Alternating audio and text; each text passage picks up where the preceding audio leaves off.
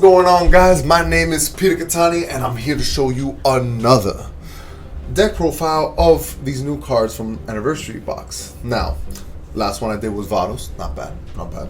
Hopefully you guys like the take. Leave comments, very important. Same thing with this video.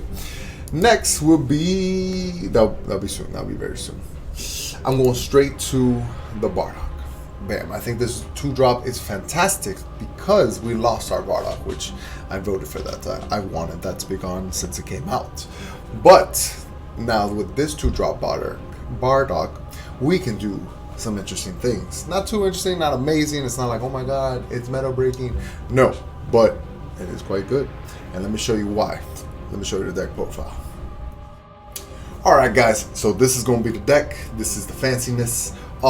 This was Abraham's deck. Abraham, you would know him as the creator of the largest DBS Facebook group, so shout out to him. He made this deck probably like 2 months ago, something like that, back when the 1-drop Bardock was out.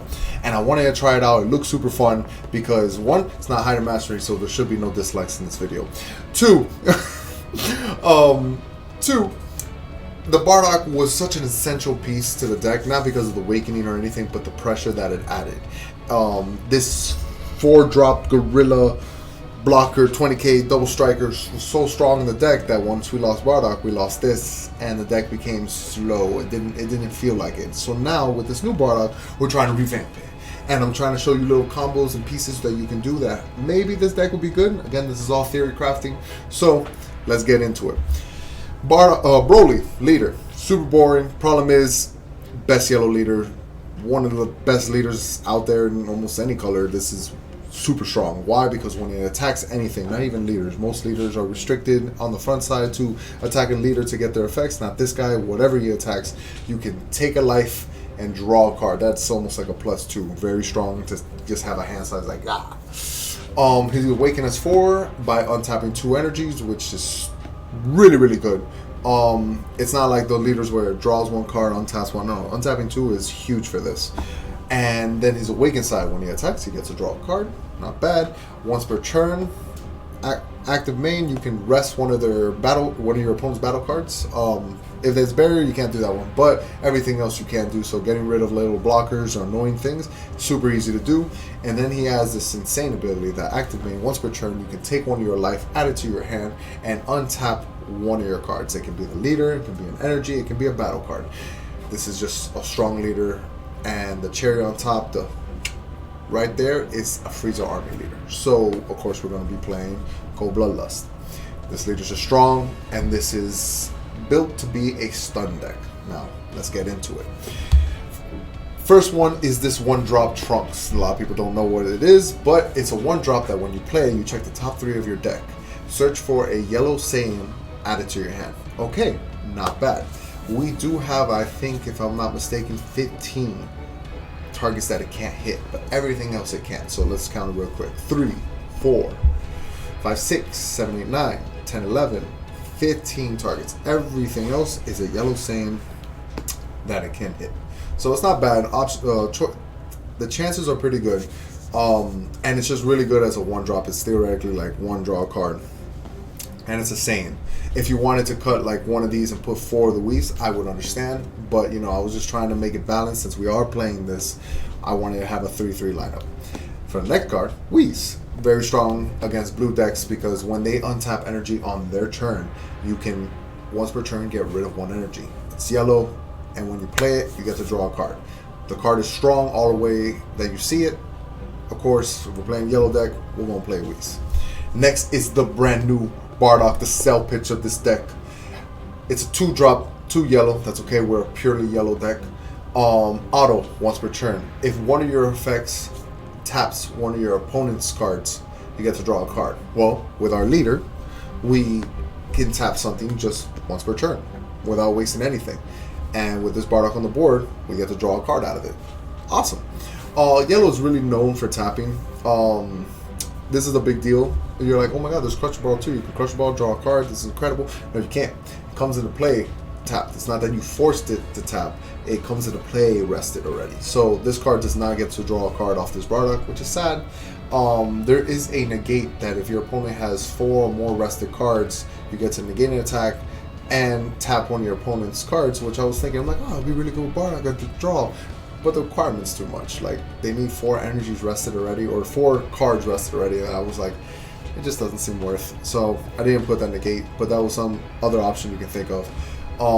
This 2-drop Bardock, the reason why it's really good, one, it pretty much replaces itself with the leader you're going to be playing, and 2, it's a Bardock to evolve when you combo with the big guy himself, but we'll get into that in 1 second. Next card is this Kaba. Now, I was pretty good with thinking the black Vegeta for my Demigra deck was going to go up. I saw this card, I'm like, this is going to be money. So, I want to make a deck out of it. If I was to think out of the Champion Pack cards, the next possible choice to pick would be this Kaba. This Kaba is quite insane. It's counter attack, negate the attack and play this card. Okay, so like Master Roshi, but his auto is where it gets really interesting. Auto, when you play this card, if your leader is yellow, you get to choose a battle card on your opponent's side and negate the skill. So it's like a Cold Bloodlust. But now, really, Cold Bloodlust stops the in-play abilities. But what about the annoying ones that you just can't deal with? Let's say it's your turn. Let's say it's your turn. We're just going to use an example. And they have the 10-drop Zamasu, indestructible. No way to deal with it. You can't Cold Bloodlust it because it's your turn. It's on the board. What do? You play this Kaba. And this Kaba can come into play and turn off the ability. And then you can, I don't know, let's say it's rested, you bring out this. This is all like a lot of mana to do, or there's ways to cheat these cards into play. We'll talk about it soon. But let's say it's rested, we're negating the skill, then we bring out this Son Goku and destroy it. But it's indestructible. Yeah, but it's negated. So, Or another great example of why this Kaba could be good, because maybe you guys don't like the Zamasu idea. Broly BR. The 6-drop is a monster. Why? Because when you destroy it, an 8-drop normally comes right after it. So you got to be chancy what you do. With Kaba, you negate the 25 double strike coming in to attacking you. You negate its skills, so if they destroy it, it doesn't matter. The skill is negated. There's no 8-drop coming out. This is a really big deal. Very strong. I'm sure there's other interactions that could be good. But I'm just giving you like 2 examples. This Kaba is insane, and the only thing is it has to be for a yellow leader, which is fine. But it's a Saiyan, it's searchable, throw a 1-drop, and all the way down here, Planet Vegeta, so we can find a negate. Cool.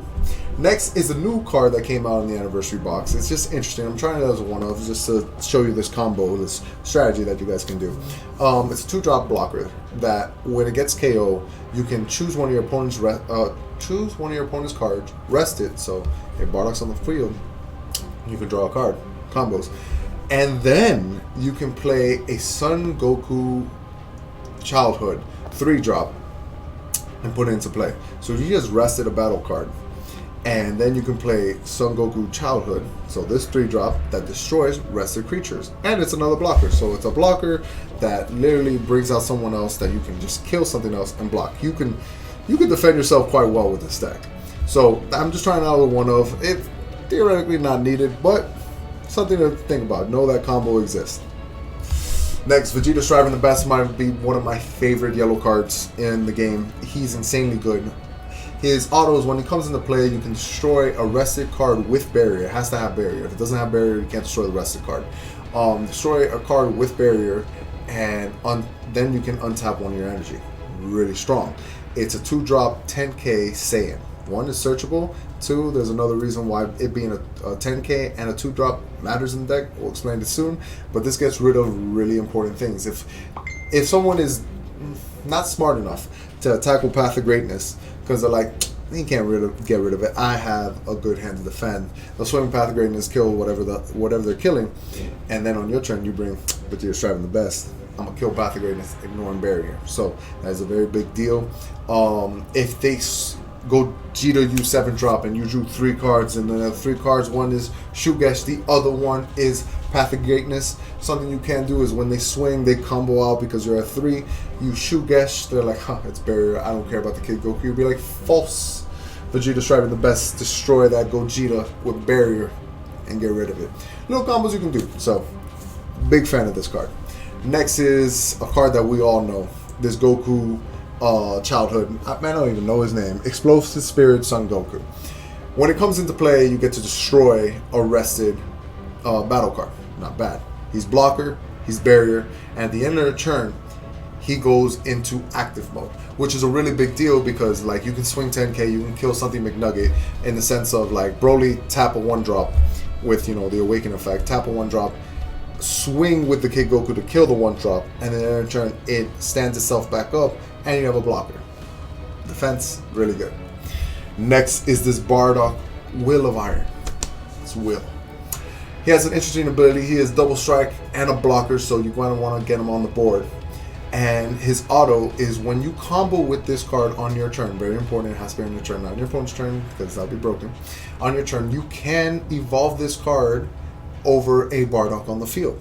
Back then, we had a 1-drop Bardock, and this card was insane. Once he was gone, the next possible Bardock was a 3-drop. The next closest one was a 3-drop, and just didn't seem worth it. It was just like, I don't want to get rid of my 3-drop. Now, we have a 2-drop that comes in play. And not that it's super broken, but the card can replace itself, so it's like drawing. So for 3 energy, we bring out this 20k. So we literally lose nothing. We play this Bardock. So let's say these are the 2 cards in hand. We play this Bardock. We use the ability of our Broly to draw a card. So play, use the ability, we're back to 2. Swing with leader, draw out a card. Combo the big monkey to evolve the Bardock, and we still have 2 cards in our hand and got a 20k double strike on the board. Solid. These are plays, guys. So very strong, and this leader or this new battle card helps this addition in the deck. Next is our stun package. Is the Broly. You're never gonna play this for 4. If there's 3 cards in rest mode, so that can be your opponent's or yours. So my leader, your leader, and just 1 energy tapped for whatever reason. 3 cards, he becomes a 2-drop. Solid, very strong. He's a 15k that active main once per turn. You can choose one of your opponent's battle cards, 3 or less, and keep it rested. Not bad. Pretty solid. If you're going against an aggressive deck, this is something that can stun it. Like maybe you can't get rid of that creature yet, like they're defending it, but you put it in rest so you don't have to deal with it next turn. Not bad. We're going to skip over this important card real quick and show the evolve form. So Broly becomes Super Saiyan because he's dealing with too much and becomes a 30k. You are never going to pay 7 for this, I give you my word. His ability is he evolves for 2 yellow over a 4-drop Bardock. This is a 4-drop Bardock. Even if you pay 2 to bring it out, on the board he's a 4-drop, so you can evolve for 2 yellow over it, turning your 15k into a massive 30k. Surprisingly enough, this guy doesn't have double strike, and that is very hindering. His permanent is if there's 6 rested cards on the field, so yours and your opponent's, he costs 3 less, so he's a 4-drop. Okay, interesting. Auto, when you play this card, you can't play nothing. You can't play or activate anything that's not green or yellow, and that's okay. This is a complete yellow deck outside the overwhelm, so if you played this card this turn, you can't overwhelm that turn. Just know that little ruling. And then he has an active once per turn. You could choose 1 battle card, or you can choose 1 card on the field in rest mode, discard a card, and it stays in rest even on your opponent's turn. It doesn't untap. So you can choose a leader. So knowing Janimbo players that are trying to mill you out, you choose a leader, they don't get to draw a card, they don't get to mill you too. It's a big factor. Or your opponent needs energy to drop their big board, their monster, their height of mastery for turn 4. You put an energy down and it can't untap. It can't even untap through like leader effects. The card just literally can't untap. That's the effect of Broly. It keeps it untapped and no effect even untaps it. Very big deal.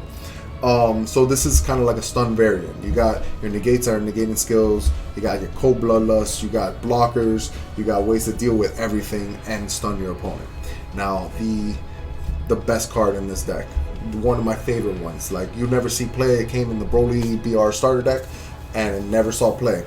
Its permanent is let's look at it in big so we can read it out loud, because I want you guys to know how good this card is. Bam. I'm in the middle. Sorry, guys. Trying to not be in anybody's way. It's a 4-drop. I'm gonna read it out loud. I just want to make sure I say the text perfectly. Goku, Goku. Maybe you guys saw it already. Forgive me. This should have been prepared. Bam. Right up here. Awesome. It's good seeing. You guys can see it. Awesome. It's a 4-drop, but permanent. If your opponent has 4 more cards in rest mode, so Energy, leader, battle cards, as long as 4 of them are rest mode, the energy cost of this in your hand is reduced by 3, so it's a 1 drop. Very big deal. Reduced by 3. So boom, 4 drop, reduced by 3, 1 drop. Then his effect is when you play this card, you can't play any more of this card for the duration of the turn. Okay, that's fair because things you can do. A 1 drop coming into play, not bad. Active main. Place this card to the owner's drop area. Choose 1 green or yellow Saiyan with energy cost 3 or less and 10k power or less from your drop area and play this in rest mode. And you can only play battle cards that are green and yellow and no other cards for the duration of the turn. Solid. Really good. Basically, that's why we only run 1 overwhelm card. So you can't play the overwhelm when you play this combo, but that's okay. You know, the overwhelm is kind of like that finisher, the end game thing. But real quick, let's go back to the deck. So he brings out 3 and lower 1 drops in rest mode. Let's see the targets real quick.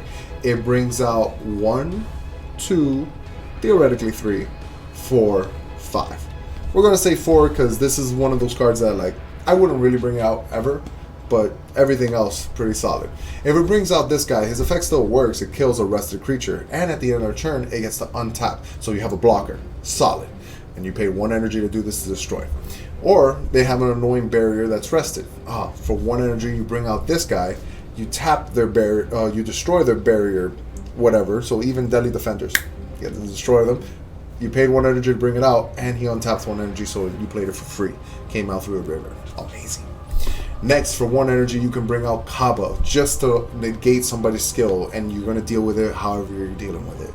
In the sense of like, oh, I have this card that destroys it. I have this to do something. Like, it's very good.